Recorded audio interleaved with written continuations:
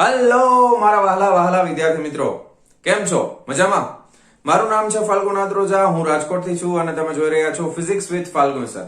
અને વહાલા વિદ્યાર્થી મિત્રો, અત્યારે આપણે જોઈ રહ્યા છીએ ધોરણ 11 ફિઝિક્સ ચેપ્ટર નંબર 8 ગુરુત્વાકર્ષણ, કે જેમાં લાસ્ટ લેક્ચરની અંદર આપણે પ્રસ્તાવના પ્લસ કેપ્લરના 3 નિયમો વિશે માહિતી મેળવેલી હતી. તો ફટાફટ એકવાર રિવાઇઝ કરીએ કેપ્લરના 3 નિયમો. સૌથી પહેલો નિયમ શું કહે છે કે બધા જ ગ્રહો હંમેશા દીર્ઘવૃત્તીય કક્ષાઓમાં પરિભ્રમણ કરે છે. વર્તુળમાં પરિભ્રમણ નથી કરતા. કેમાં કરે છે? દીર્ઘવૃત્તીય કક્ષાઓમાં પરિભ્રમણ કરે છે, કે જેના એક કેન્દ્ર પર, દીર્ઘવૃત્તને કેટલા કેન્દ્રો હોય તો કે 2, એને લંબવૃત્ત પણ કહેવાય. યાદ કરાવું છું બધું. ઓકે, કોઈ પણ એક કેન્દ્ર ઉપર સૂર્ય રહેલો હોય તો આ હતો પહેલો નિયમ. વર્તુળ માર્ગે પરિભ્રમણ કરતા નથી, પણ કેવી રીતે કરે છે? લંબવૃત્તીય અથવા તો દીર્ઘવૃત્તીય કક્ષાઓમાં ભ્રમણ કરે છે, અને જેના એક કેન્દ્ર ઉપર સૂર્ય રહેલો હોય. બીજો નિયમ આપણને શું કહે છે?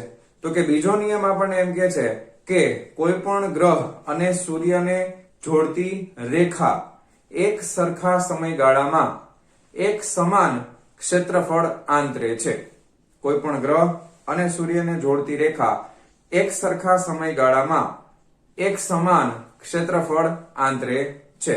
અને એના ઉપરથી આપણે ક્ષેત્રીય વેગનું સમીકરણ મેળવેલું હતું, delta A by delta T is equal to L by 2m. Delta A by delta T, ક્ષેત્રીય વેગનું સૂત્ર delta A by delta T સદિશના સ્વરૂપમાં લખો તો આમ L ના છેદમાં 2m.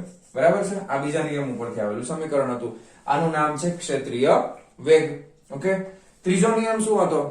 તો કે કોઈ પણ ગ્રહ પરિભ્રમણ કરતો હોય તો એ પરિભ્રમણના આવર્તકાળનો વર્ગ, આવર્તકાળ એટલે T એનો વર્ગ, એ તેના દીર્ઘવૃત્તના અર્ધ દીર્ઘ અક્ષના ઘનના સમપ્રમાણમાં હોય છે. એટલે t² ચલે છે એનો ઘન. પછી સમપ્રમાણતા કાઢી નાખીએ તો અચળાંક કેપિટલ Q દાખલ કરીએ, તેથી કેપિટલ Q બરાબર મળશે t² ના છેદમાં એનો ઘન. આ ત્રીજા નિયમ ઉપરથી આવેલું સમીકરણ, આ બીજા નિયમ ઉપરથી આવેલું સમીકરણ. પહેલા નિયમમાં કક્ષાનો આકાર કેવો હોય એ આપણને જાણવા મળે છે. બરાબર?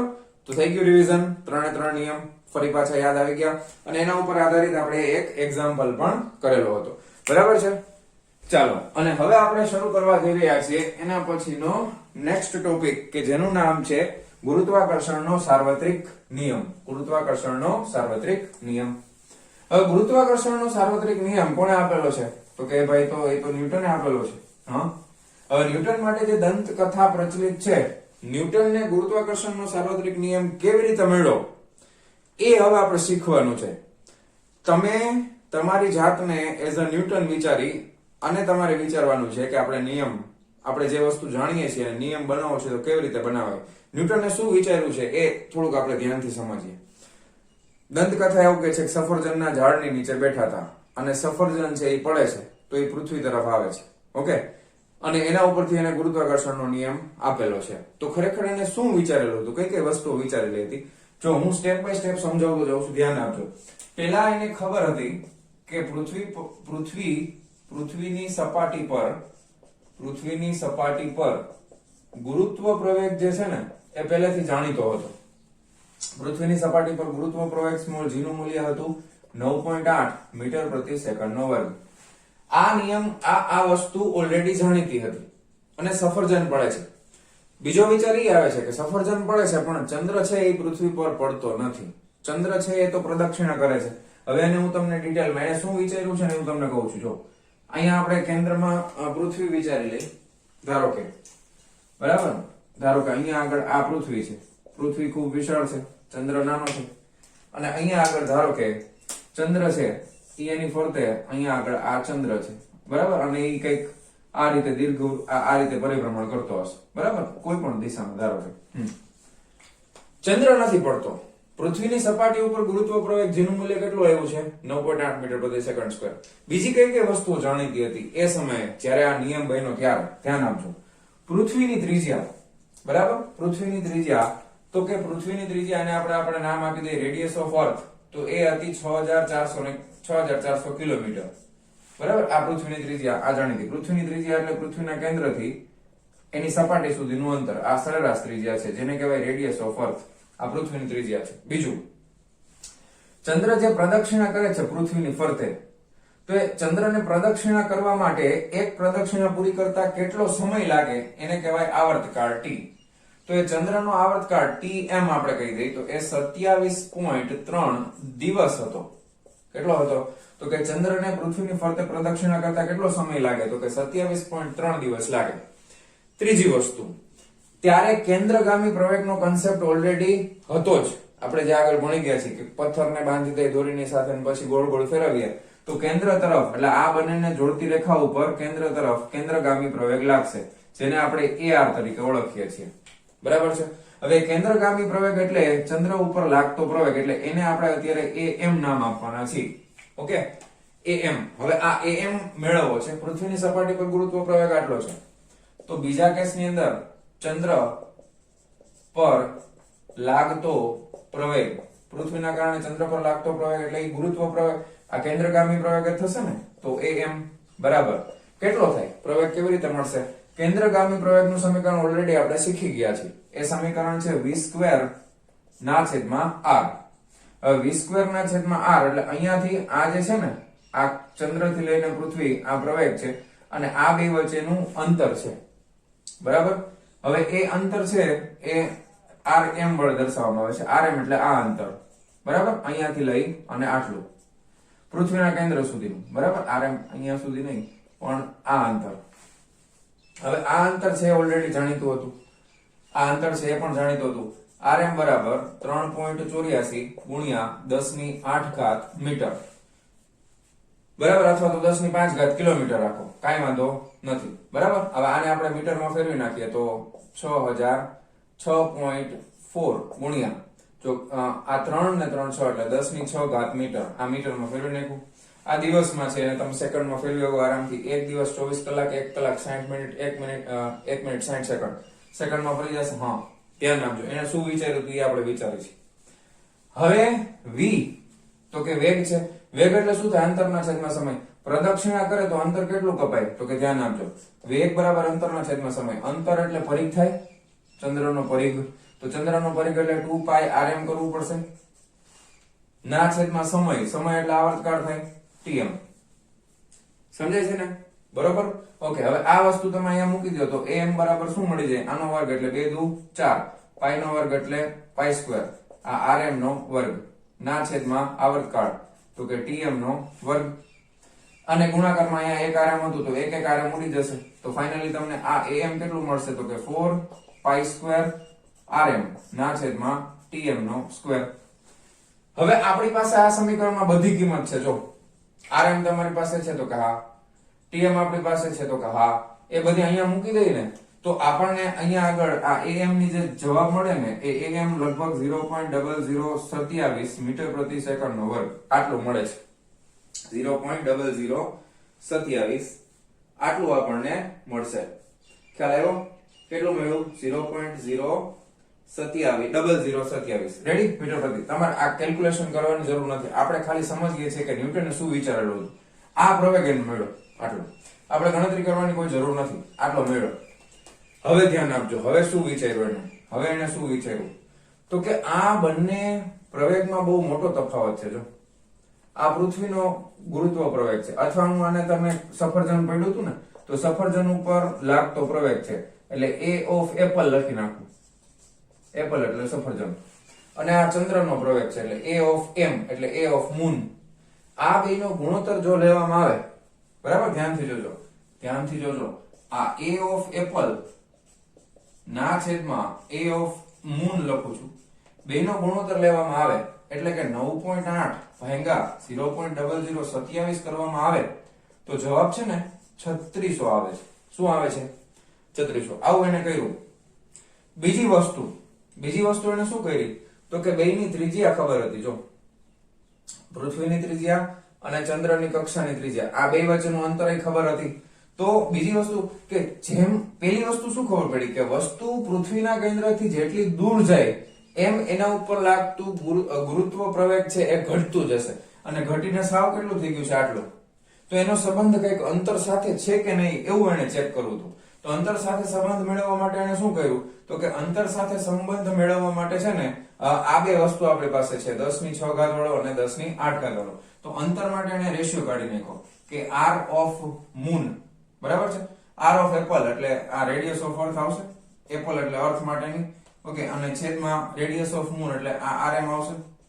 હવે આ અર્થ માટેની તમને ખબર છે 6.4 ગુણ્યા 10 ની 6 ઘાત ના છેદમાં rm આપણે કરીએ તો આ આવશે 3.84 ગુણ્યા 10 ની 8 ઘાત બરાબર. હવે આ ભાગાકાર તમે કરશો ને એટલે તમને જવાબ મળશે 1/60. શું મળે? જો અંશ નાનો છે 10 ની 6 ઘાત, અહીંયા છેદ મોટો છે 10 ની 8 ઘાત છે, આનો જવાબ આવે છે 1/60. હવે એક બીજી વસ્તુ કરીએ, આનો વર્ગ કરી દઈએ, આનો વર્ગ કરી દઈએ તો જવાબ શું થઈ જાય? 1 નો વર્ગ 1, 6 3600. ઓહો હો બરાબર. હવે 3600 ને ઉપર લેવા છે, 3600 ને ઉપર લેવા છે તો હું આના બરાબર આમ લખી શકું, જોજો ધ્યાનથી, આને ઊંધું લખી નાખું, rm નો વર્ગ ના છેદમાં re નો વર્ગ. ઓહો, જો બહુ સરસ ખબર પડી. જો શું ખબર પડી? સફરજનનો ગુરુત્વ પ્રવેગ છે એ પૃથ્વીની ત્રિજ્યાના વર્ગના વ્યસ્ત પ્રમાણમાં છે, અને આને ઊંધું કરી નાખો તો આ છેદમાં વહી જશે અને આ ઉપર વહી જશે.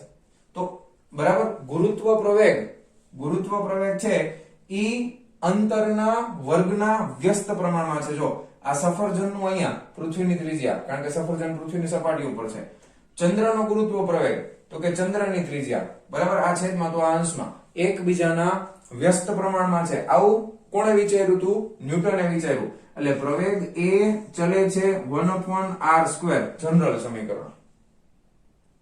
ચાલો અહીંયા સુધી ખબર પડી. આવું વિચાર્યું હતું, હજી નિયમ સુધી નથી ગયા આપણે. ન્યૂટને આવું વિચાર્યું. બીજું શું વિચાર્યું? તો કે ભાઈ અંતરના વર્ગના વ્યસ્ત પ્રમાણમાં છે.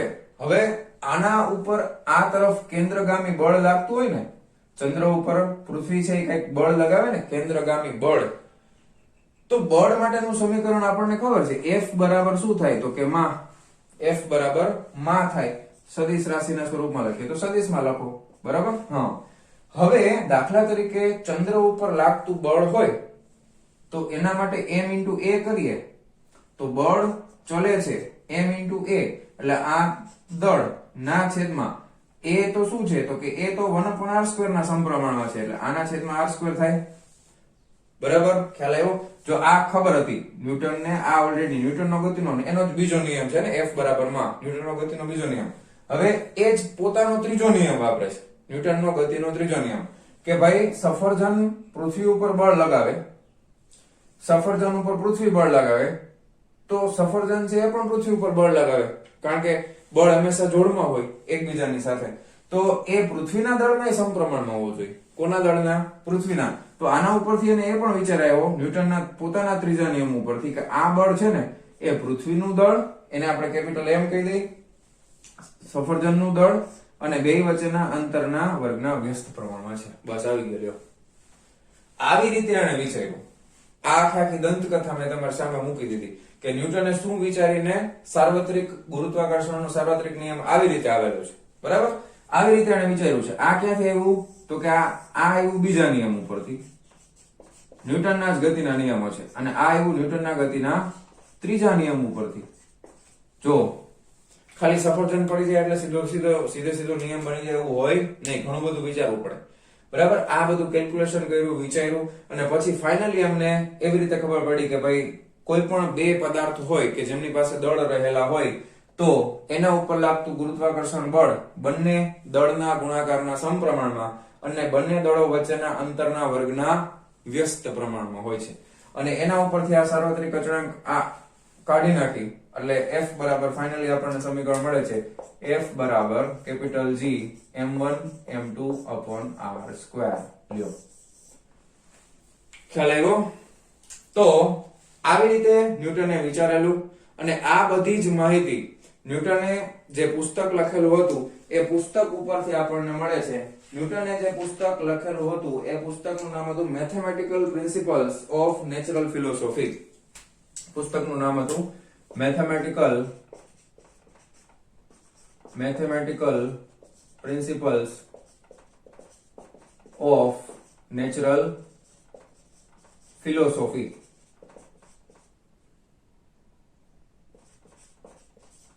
ફિલોસોફી. ઓકે, એને ટૂંકમાં કેવું હોય ને તો પ્રિન્સિપિયા કહેવાય, PRINCIPIA.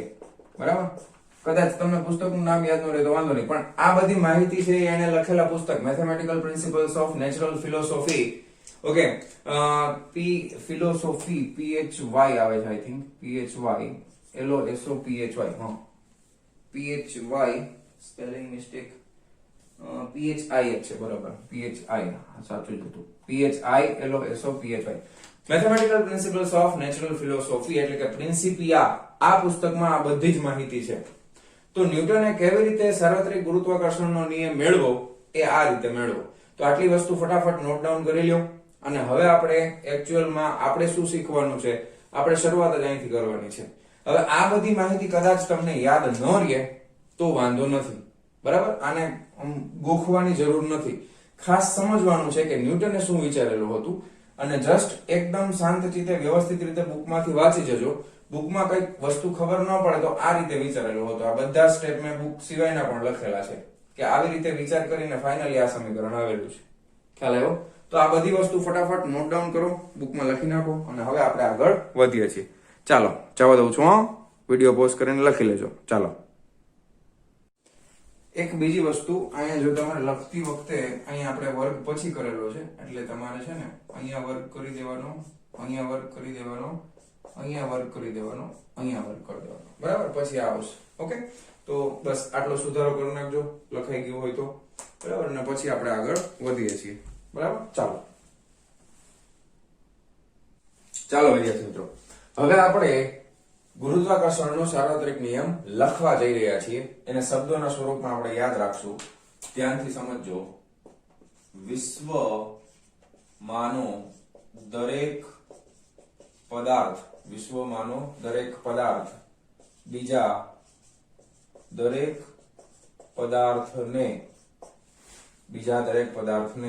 બળ દ્વારા આકર્ષે છે કે જે તે બંને પદાર્થોના દળના ગુણાકારના સમપ્રમાણમાં અને તેમની વચ્ચેના અંતરના વર્ગના વ્યસ્ત પ્રમાણમાં હોય છે, બરાબર.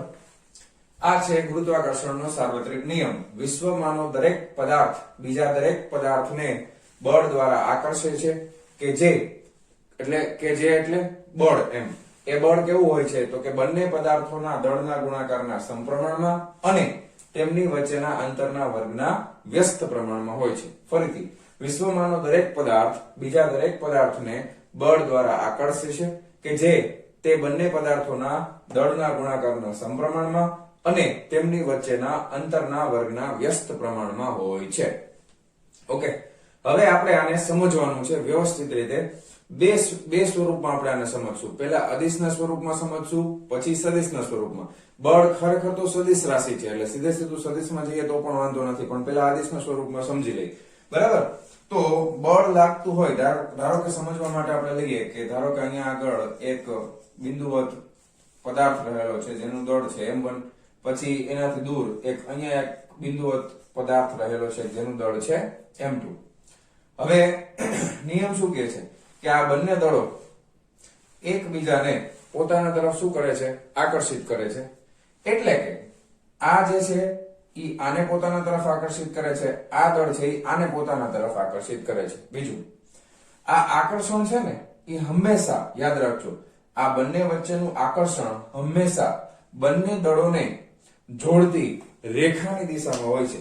ધારો કે હું આ બંને દળોને જોડતી એક રેખા બનાવું તો આકર્ષણ કોઈ દિવસ આ અને આમ ન ખેંચે, આ અને આ તરફ ન ખેંચે. હંમેશા કેવી રીતે ખેંચશે? બંને દળોને જોડતી રેખાની દિશામાં જ આકર્ષણ થાય. ખ્યાલ આવ્યો? બંને વચ્ચેનું આકર્ષણ હંમેશા બંનેને જોડતી રેખાની દિશામાં હશે.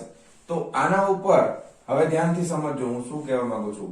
m1 ઉપર કોણ બળ લગાવે છે તો કે m2, m2 ઉપર કોણ બળ લગાવે છે તો કે m1. હવે m1 પર લાગતા બળની દિશા કઈ તરફ છે તો કે m1 તરફ આકર્ષી બળ આ લગાવે છે એટલે આ તરફ બળ લાગતું હશે. m2 ઉપર લાગતા બળની દિશા કઈ તરફ છે તો કે એ આ તરફ ખેંચે છે તો આ તરફ આવશે. ખ્યાલ આવ્યો? હવે ધારો કે બંને વચ્ચેનું અંતર r છે. ધારો કે આ બંને વચ્ચેનું અંતર કેટલું છે તો કે r છે. ઓકે, તો હવે આપણે ન્યૂટનનો આ ગુરુત્વાકર્ષણનો સાર્વત્રિક નિયમ છે એને ગણિતના સ્વરૂપમાં લખવા જઈએ છીએ. માત્ર મૂલ્યની વાત કરીએ છીએ. અત્યારે શું કરીએ છીએ? અદિશના સ્વરૂપમાં છે. અત્યારે આપણે કયા સ્વરૂપમાં લખવા જઈ રહ્યા છીએ? અદિશના સ્વરૂપમાં, કે જેમાં દિશા ન હોય, માત્ર મૂલ્ય હોય. અદિશ છે એટલે માત્ર મૂલ્ય. માત્ર મૂલ્ય છે એટલે ખાલી f લખો તો પણ ચાલે, અથવા તો સદિશ f કરી અને માનાંક કરી દેશો તો પણ ચાલશે. ઓકે, હવે આ બળ છે એના બરાબર હમણાં આપણે જોયું એટલે હવે આપણને ખબર જ છે શું લખી શકાય? g. બંને દળના ગુણાકારના સમપ્રમાણમાં એટલે m1 અને m2 બેના દળનો ગુણાકાર ના છેદમાં બંને વચ્ચેના અંતર એટલે કે r ના વર્ગના વ્યસ્ત પ્રમાણમાં એટલે છેદમાં આવી ગયું. તો આ થઈ ગયું અદિશના સ્વરૂપમાં. લ્યો, રેડી? ઓકે, હવે અહીંયા આગળ આ g શું છે એના વિશે ડિટેલમાં આગળ આપણે નેક્સ્ટ થિયરીમાં જોવાના છીએ. પણ g છે એ ગુરુત્વાકર્ષણનો સાર્વત્રિક અચળાંક છે. શું છે? g ગુરુત્વાકર્ષણનો સાર્વત્રિક અચળાંક છે. એની કિંમત પણ આપણે જોશું, પણ અત્યારે નહીં, પછી હમણાં જોઈએ છીએ. ઓકે, હવે ખાસ એકમ યાદ રાખી લઈએ આપણે. હવે બળનો એકમ શું થાય? બળનો એકમ થશે ન્યૂટન. હવે g એ અચળાંક તો છે પણ એનો એકમ પણ છે. g નો એકમ પણ છે. તો g નો એકમ જોતો હોય તો શું કરવું પડે? g ને કરતા બનાવવો પડે. તો g ને કરતા બનાવીએ તો શું આવી જાય? બળ અહીંયા આવી જશે, એના ગુણાકારમાં r² આવી જશે, છેદમાં શું આવી જશે? m1 અને m2 આવી જશે. ખ્યાલ આવ્યો? હવે બળનો એકમ શું થાય તો કે આપણે ખાલી એકમની ચર્ચા કરીએ છીએ. બળનો એકમ થશે ન્યૂટન. આ અંતરનો વર્ગ છે એટલે મીટરનો સ્ક્વેર SI સિસ્ટમમાં લેવાનો. છેદમાં શું છે? m1 અને m2 તો કિલોગ્રામ, m એટલે દળ છે, કિલોગ્રામનો સ્ક્વેર. તો આ થઈ ગયો ગુરુત્વાકર્ષણના સાર્વત્રિક અચળાંકનો એકમ, ન્યૂટન મીટર સ્ક્વેર પર કિલોગ્રામ સ્ક્વેર. ઓકે, એની કિંમત ને બધી વસ્તુ આપણે જોવાના છે, એની ચિંતા નહીં કરતા. ચલો, આ વસ્તુ તમને ખ્યાલ આવી ગયો? રેડી? કોઈ વાંધો? તો અદિશના સ્વરૂપમાં જસ્ટ ખાલી આટલી જ વસ્તુ યાદ રાખવાની છે અને અહીંયા પાછળ આપણે એકમ લખી નાખશું, ન્યૂટન. ઓકે, કોઈ પણ બે દળ હોય, અત્યારે આપણે બે દળની વાત કરીએ, પછી આપણે ઘણા બધા દળમાં પણ જશું. કોઈ પણ બે દળ છે, બિંદુવત દળો છે, એ એકબીજા ઉપર કયા પ્રકારનું બળ લગાવે છે? આકર્ષી પ્રકારનું બળ લગાવે છે. ખ્યાલ આવી ગયો? આ માત્ર મૂલ્યની ચર્ચા કરેલી છે. રેડી? હવે આપણે એને સદિશના સ્વરૂપમાં જોવાના છે. કયા સ્વરૂપમાં જોવાના છે? સદિશના સ્વરૂપમાં. ઓકે, ચાલો, તો હવે આપણે આને સદિશના સ્વરૂપમાં સમજવાનો પ્રયત્ન કરીએ. સદિશના સ્વરૂપમાં ધ્યાનથી જોજો. આ આદિશ હતું, તમારે આટલું લખવું હોય તો લખી નાખો, કઈ વાંધો નથી. ચાલો, આ જવા દઉં છું. રેડી? ક્લિયર? ઓકે, હવે સદિશના સ્વરૂપમાં આપણે બતાવવું છે તો કોઈ યામ પદ્ધતિનો સહારો લેવો પડે ને. કોઈ યામ પદ્ધતિનો આપણે સહારો લઈએ અને પછી સદિશના સ્વરૂપમાં બતાવી દઈએ, કઈ વાંધો નથી. તો આપણને યામ પદ્ધતિ તો ખબર જ છે કે પરસ્પર લંબ એવી ત્રણ અક્ષો પસંદ કરી લઈએ આપણે. ધારો કે અહીંયા આગળ કે આ x અક્ષ છે, આ y અક્ષ છે, આ z અક્ષ છે, એનું ઉગમ બિંદુ O છે.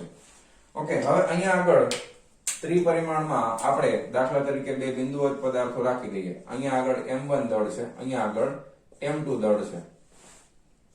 m1 દળનું સ્થાન ઉગમ બિંદુની સાપેક્ષે કેટલું છે તો કે અહીંયાથી આને જોડતી રેખા ઉપર સ્થાન સદિશ r1 સદિશના સ્વરૂપમાં. m2 દળનું સ્થાન ઉગમ બિંદુની સાપેક્ષમાં સ્થાન સદિશ r2 છે.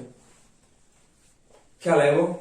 હવે સદિશના સ્વરૂપમાં આપણે જઈએ છીએ તો બંને વચ્ચેનું અંતર છે એના માટે જો હું વચ્ચે સદિશ આ રીતે બનાવીશ, આમ ધ્યાન આપજો ખાસ, આ રીતે, અને એને અત્યારે હું નામ આપી દઉં છું as per the text book આપણે જઈએ છીએ તો અત્યારે હું એને સદિશ r નામ આપી દઉં છું, બીજું કાંઈ નહીં. હવે પેલા એક વસ્તુ તમે સમજો કે સદિશ r એટલે શું થાય. સદિશના સરવાળાનો નિયમ તમને ખબર છે, એમાં ત્રિકોણની રીત યાદ કરો.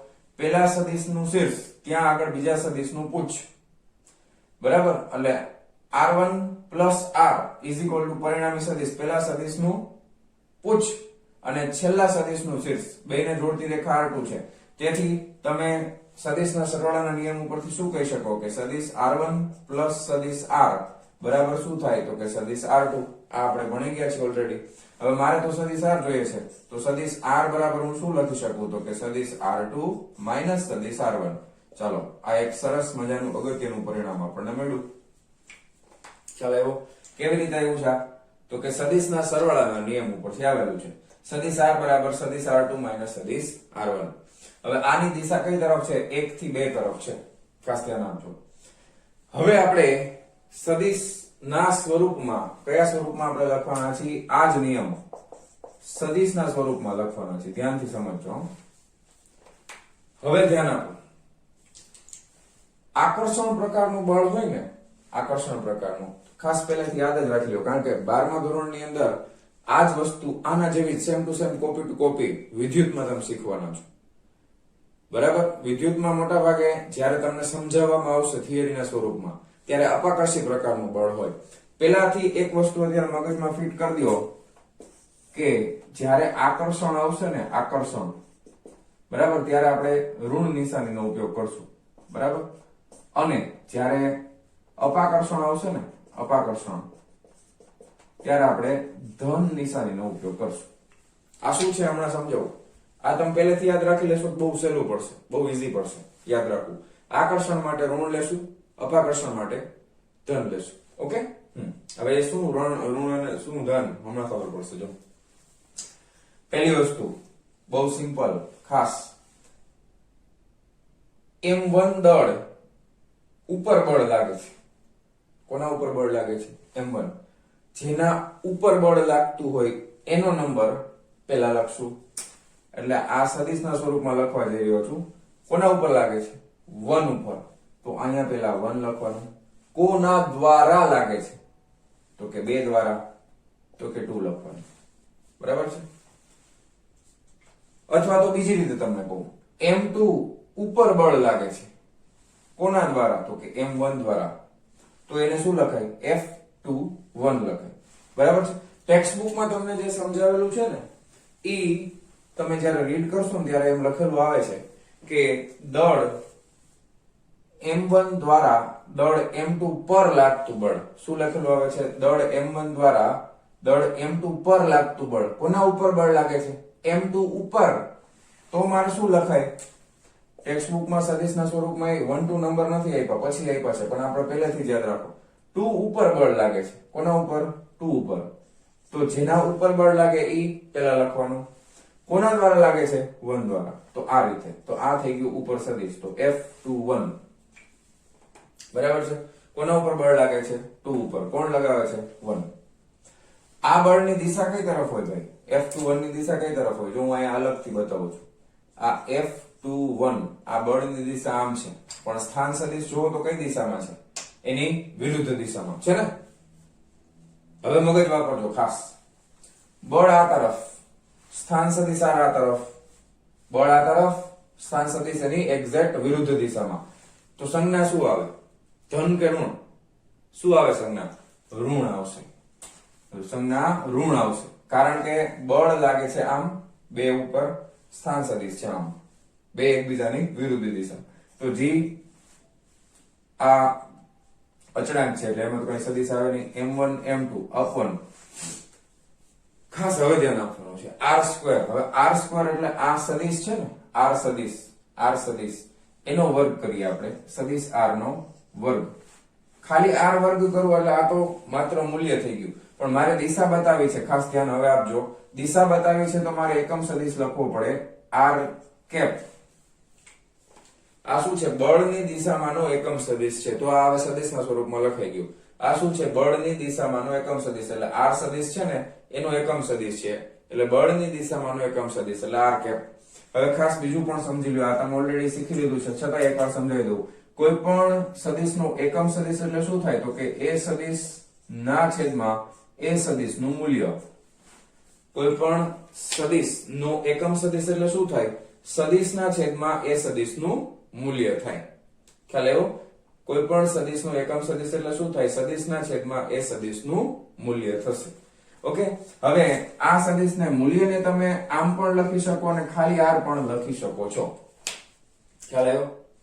સમજ પડી? ઓકે?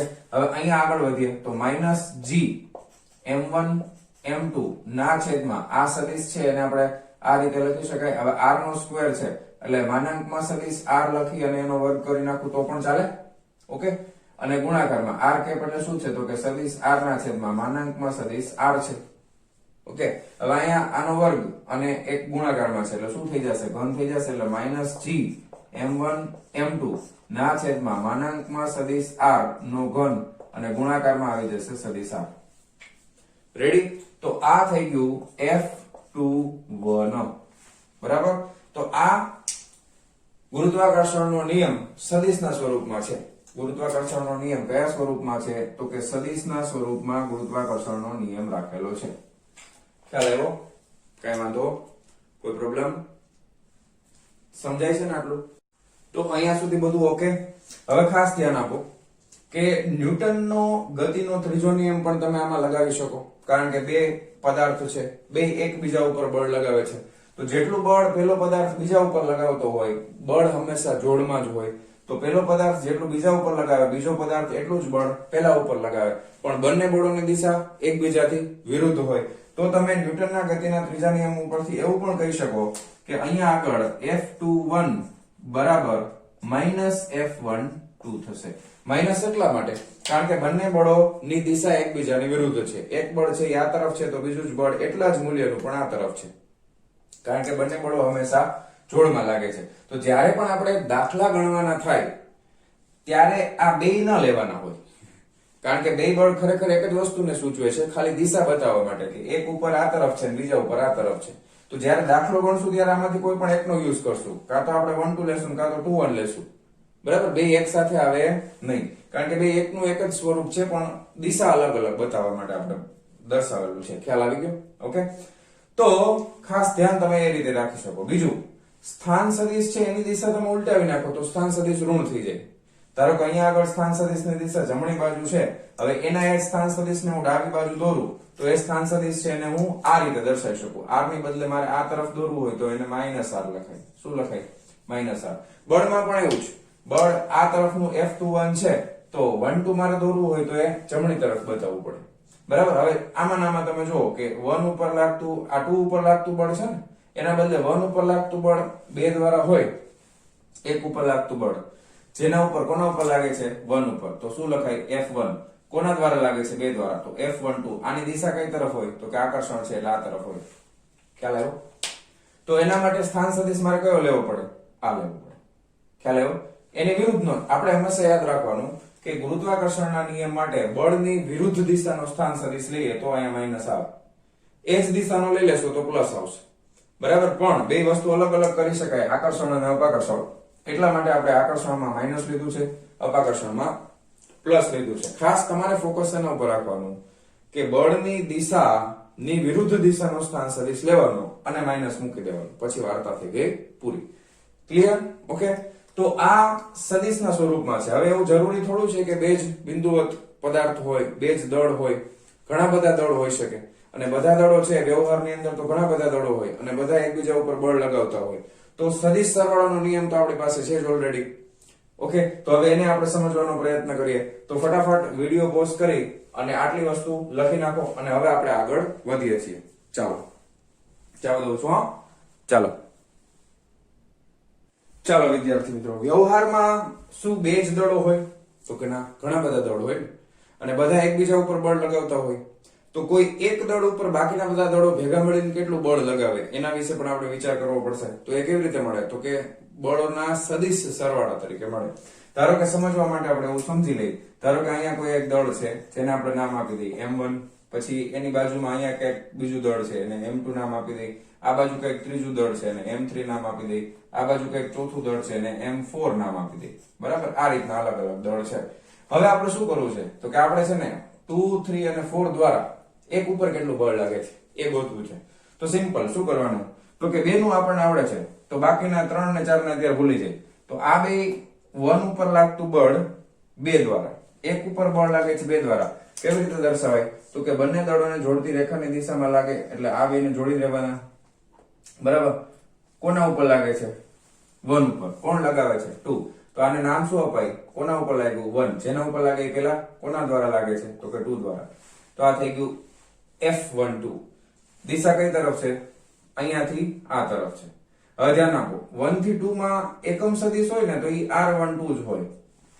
1 થી 2 નો એકમ સદિશ છે એ r12 છે, પણ આપણને ખબર છે કે આપણે માઇનસ વાળું લેવાના છે, તો એ શું થાય તો કે આનું ઉલટું -r21 સ્થાન સદિશ. યાદ રાખજો આ રીતે 1 થી 2 માં છે તો આ પ્લસ જ આવે, પણ આપણે વિરુદ્ધ દિશાનો આપણે માઇનસ વાળો લેવાનો છે ને, કારણ કે આપણે હંમેશા સ્થાન સદિશ બળની વિરુદ્ધ દિશાનો, બળની દિશાનો સ્થાન સદિશ આ છે, તો આપણે એની વિરુદ્ધ દિશાનો સ્થાન સદિશ એટલે આ લેવાનો, તો એ શું થઈ જાય -r21. ઓકે, એ જ રીતે આમાં કરવાનું. હવે આને આપણે ભૂલી જાવ, ખાલી આ 1 અને 3 ને યાદ રાખો તો બળ હંમેશા બંને ને જોડતી રેખાની દિશામાં લાગે. કોના ઉપર લાગે છે? 1 ઉપર.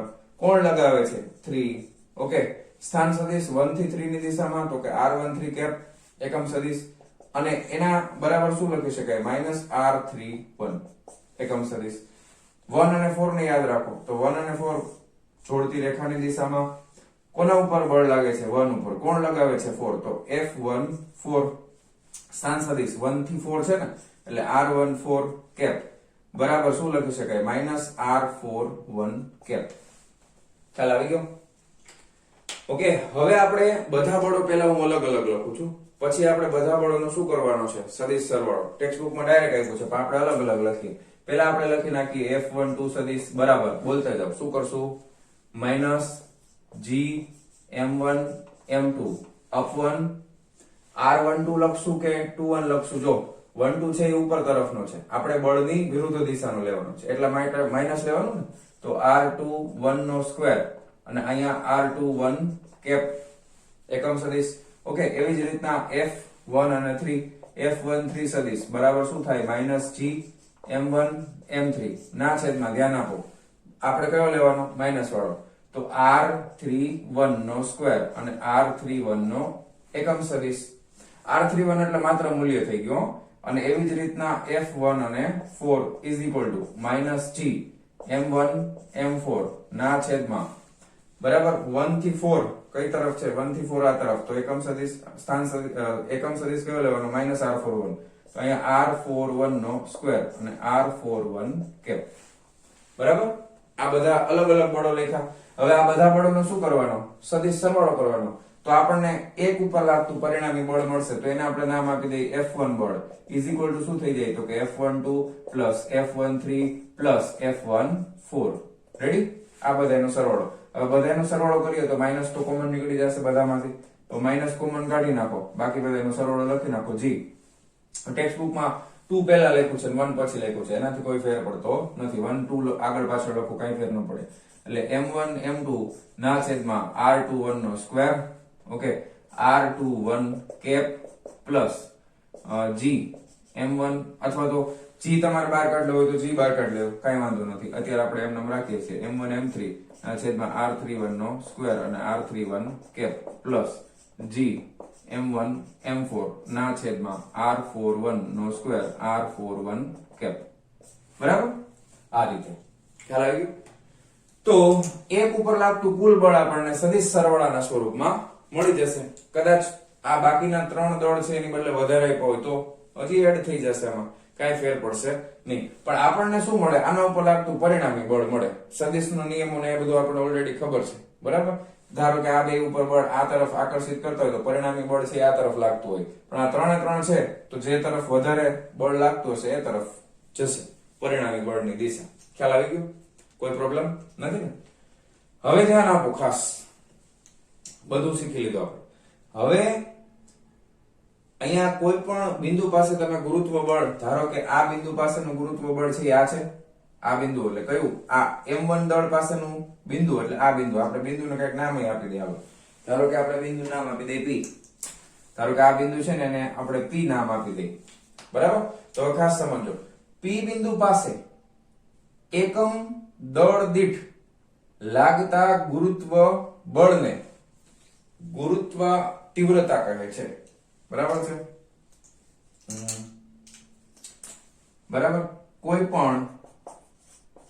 પણ બિંદુ પાસે એકમ દળ દીઠ લાગતા ગુરુત્વાકર્ષણ બળને ગુરુત્વ તીવ્રતા, અથવા તો બીજું નામ ગુરુત્વ ક્ષેત્ર કહે છે. ખ્યાલ આવ્યો તમને? હવે શું કહેવા માંગે છે આ વાક્ય? શું કહેવા માંગે છે ખાસ ધ્યાનથી સમજો. કોઈ પણ બિંદુ પાસે એકમ દળ દીઠ લાગતા ગુરુત્વાકર્ષણ બળને ગુરુત્વ તીવ્રતા અથવા ગુરુત્વ ક્ષેત્ર કહે છે.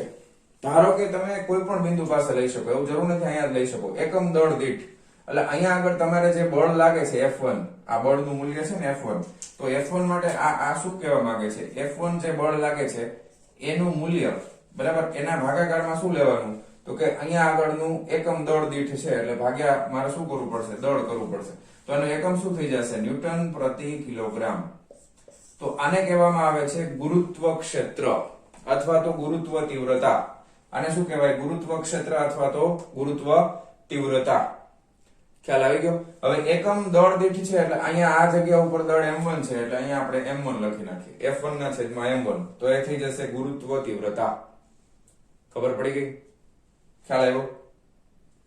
તમારે ગુરુત્વાકર્ષણ બળને દળ વડે ભાગી નાખવાનું, તો જે વસ્તુ મળે એને કહેવામાં આવે છે ગુરુત્વ તીવ્રતા અથવા તો ગુરુત્વ ક્ષેત્ર, જેનો એકમ છે ન્યૂટન પ્રતિ કિલોગ્રામ.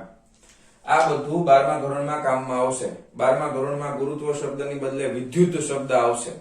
12મા ધોરણમાં આપણે વિદ્યુત ક્ષેત્ર શબ્દનો ભરપૂર ઉપયોગ કરશું. 12મા ધોરણનો પહેલો ભાગ એટલે તમારું 12મા ધોરણનું પહેલું સેમેસ્ટર આખું એ વિદ્યુત ક્ષેત્ર ઉપર જ આધારિત છે. વિદ્યુત ઉપર જ બધા ચેપ્ટર આવશે.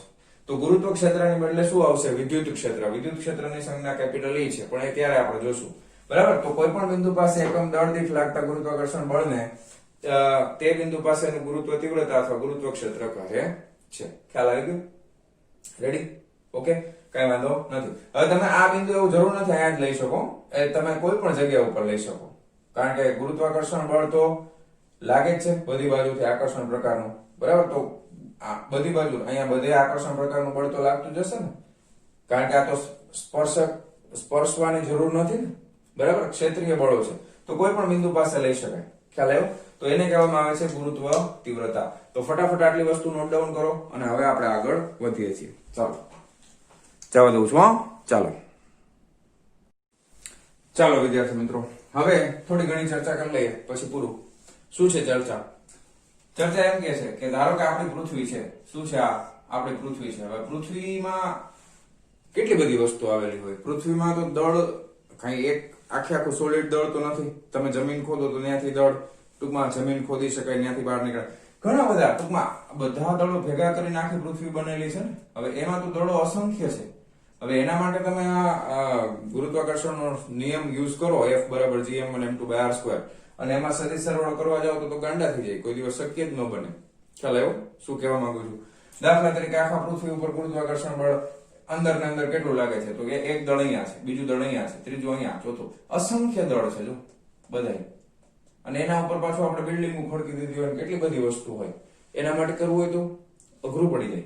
તો એના માટે શું કરવું પડે? એના માટે આ બધા જ માટે સંકલનનો ઉપયોગ કરવો પડે. કોનો ઉપયોગ કરવો પડે? સંકલનની મદદથી બહુ સિમ્પલ રીતે કરી શકાય.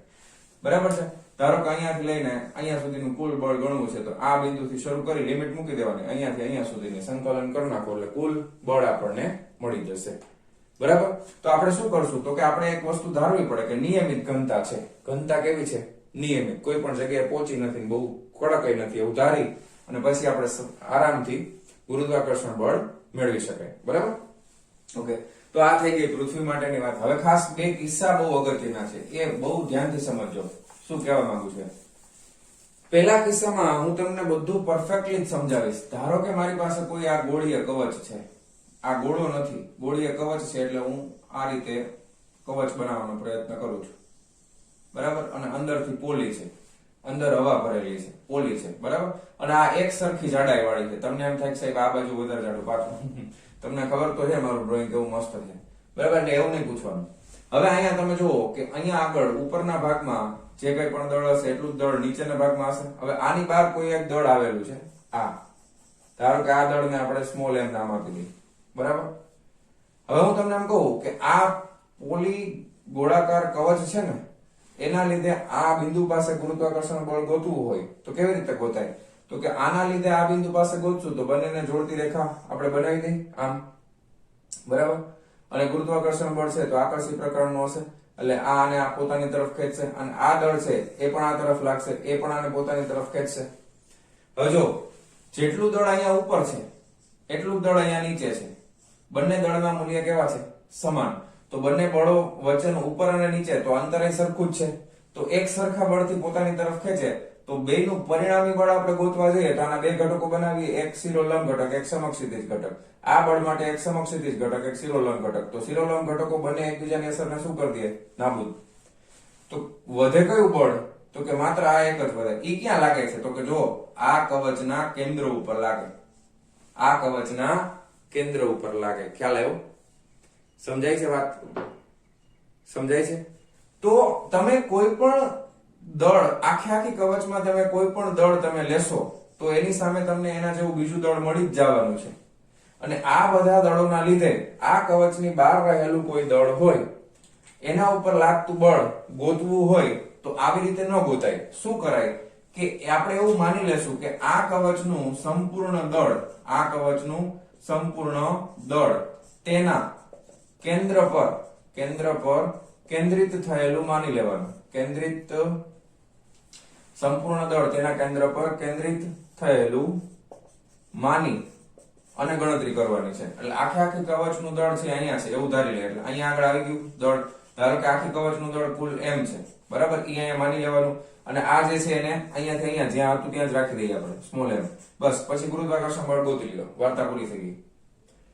તો આ પહેલો નિયમ છે કે કોઈ પણ કવચ હોય એની બહાર કોઈ બિંદુ આવેલું હોય તો બે વચ્ચે ગુરુત્વાકર્ષણ બળ શોધવું હોય તો આપણે એવું ધારી લઈએ કે આખા કવચનું દળ તેના ભૌમિતિક કેન્દ્ર એટલે કે મધ્ય બિંદુ ઉપર કેન્દ્રિત થયેલું છે એવું માની અને ગુરુત્વાકર્ષણ બળ ગોતી શકાય.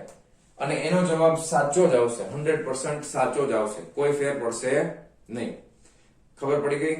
આ પહેલો નિયમ છે. બીજો નિયમ, તમને એમ પૂછે કે કોઈ પાતળી ગોળાકાર કવચ છે આ રીતની, બરાબર?